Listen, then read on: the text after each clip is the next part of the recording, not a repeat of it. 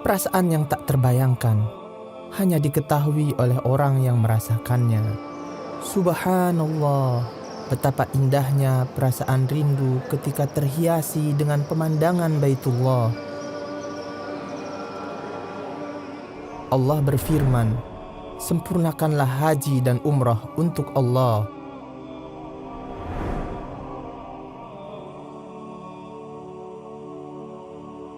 Disunnahkan bagi orang yang ingin menunaikan umrah, sebelum dia berniat umrah untuk mandi dan bersuci, mencukur bulu ketiak dan bulu kemaluan, memotong kuku, mewangikan badan, tanpa mewangikan pakaian ihram.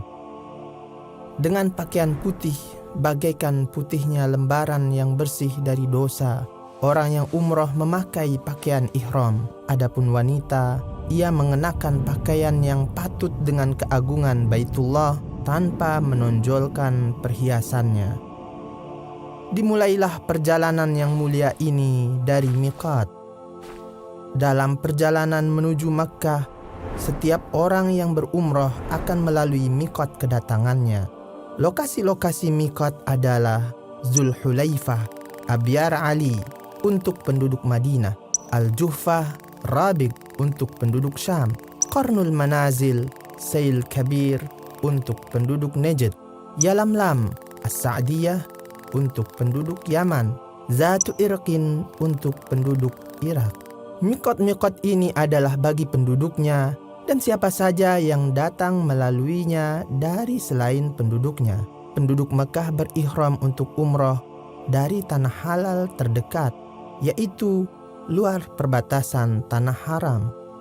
Disunahkan bagi musafir yang melalui jalan darat untuk melewati miqat. Kemudian dia berniat untuk umrah seraya berkata, labbaik Allahumma umrah. Jika dia khawatir tidak dapat sampai ke tanah haram, dia boleh menetapkan syarat dengan mengatakan, jika ada yang menghalangku, maka tempat tahallulku adalah tempat di mana aku terhalang. Sedangkan orang yang melintas dengan garis sejajar dengan miqat, seperti orang yang musafir melalui udara atau laut, maka wajib berniat ihram di posisi yang sejajar dengan miqat itu, dan dia tidak boleh melintasi miqat tanpa niat ihram. Jika orang yang berumrah sudah berihram, maka ia harus menjauhi hal-hal yang dilarang dalam ihram, yaitu pertama, menggunting atau mencukur rambut atau bulu badan walaupun sedikit. Kedua, memotong kuku. Ketiga, memakai wewangian pada tubuh atau pada pakaian. Keempat, memakai pakaian yang berjahit bagi laki-laki. Kelima, menutup kepala bagi laki-laki. Keenam, bersetubuh atau melakukan hal-hal yang menjadi permulaannya. Ketujuh, membunuh binatang buruan. Kedelapan, memakai sarung tangan, niqab atau cadar bagi wanita. Kesembilan, melakukan akad nikah atau melamar. Dengan penuh hormat, cinta dan pengagungan, seseorang yang umrah masuk ke Baitullah, ia mendahulukan kaki kanan sebagaimana dianjurkan dalam sunnah dengan mengatakan, Ya Allah, sampaikanlah solawat kepada Rasulullah. Aku berlindung kepada Allah yang Maha Agung dengan wajahnya yang mulia dan kekuasaannya yang azali dari godaan setan yang terkutuk. Ya Allah, bukakanlah bagiku pintu-pintu rahmat-Mu. Ketika ia melihat Ka'bah, ia berhenti mengucapkan talbiyah, lalu menuju ke arah Hajar Aswad untuk memulai tawaf di sana. Disunnahkan melakukan iltiba bagi laki-laki, yaitu menjadikan kain atasnya di bawah ketiak kanan dan menyingkap bahu kanannya dan menutup bahu kirinya dengan kainnya tersebut.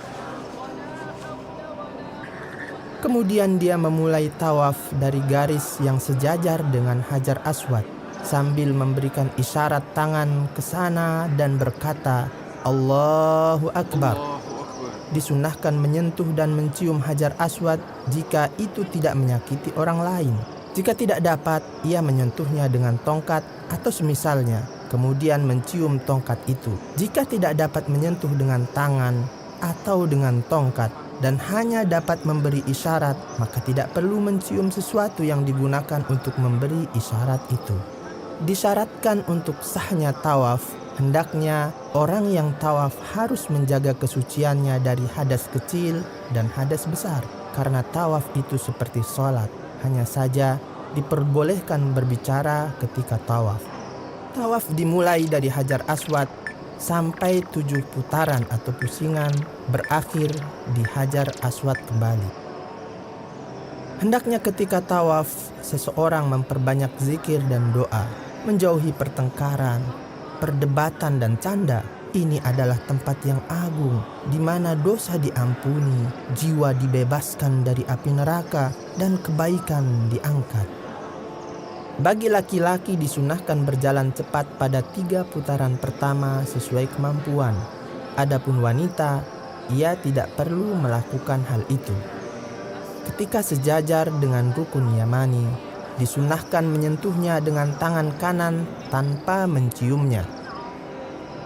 Jika sulit untuk menyentuhnya, ditinggalkan saja dan lanjutkan tawaf tanpa memberi isyarat kepadanya dan tanpa mengucap takbir. Disunahkan bagi orang yang berumrah ketika berada di antara rukun Yamani dan Hajar Aswad untuk mengatakan Rabbana atina fid dunya hasanah wa fil akhirati hasanah wa qina adzabannar. Setelah selesai putaran ke-7, dia menutup bahu kanannya dan menuju ke belakang makam Ibrahim, lalu sholat 2 rakaat di sana, jika memungkinkan. Jika tidak memungkinkan, dia dapat sholat di mana saja di Masjidil Haram. Dia membaca surat Al-Kafirun, Qul ya ayyuhal kafirun di rakaat pertama, dan surat Al-Ikhlas, Qul huwallahu ahad di rakaat kedua setelah membaca Al-Fatihah. Setelah selesai, dia pergi ke tempat sa'i. Disunnahkan dalam perjalanannya ke tempat sa'i untuk meminum air Zam-Zam. Kemudian ia naik ke Bukit Sofa seraya berkata, Nabda'u bima bada Allah. Kami mulai dengan apa yang Allah mulai. Seraya membaca firman Allah, Innas Safa wal Marwata min sya'airillah. Sesungguhnya Safa dan Marwah adalah termasuk dalam syiar-syiar Allah. Kemudian ia menghadap kiblat seraya memuji Allah, bertakbir dan berdoa dengan khusyuk, seraya berkata, La ilaha illallah wahdahu la syarikalah, lahul mulku wa lahul hamdu wa huwa ala kulli syai'in qadir. La ilaha illallah wahdah anjaza wa'dah wa nasara 'abdah wa hazamal ahzaba wahdah. Dia mengulangi doa itu 3 kali. Lalu dia berdoa di antaranya dengan apa yang ia inginkan. Kemudian ia turun dari sofa menuju Marwah sambil berzikir, berdoa dengan doa yang ia inginkan. Bagi laki-laki disunahkan bergegas di antara 2 tanda lampu hijau.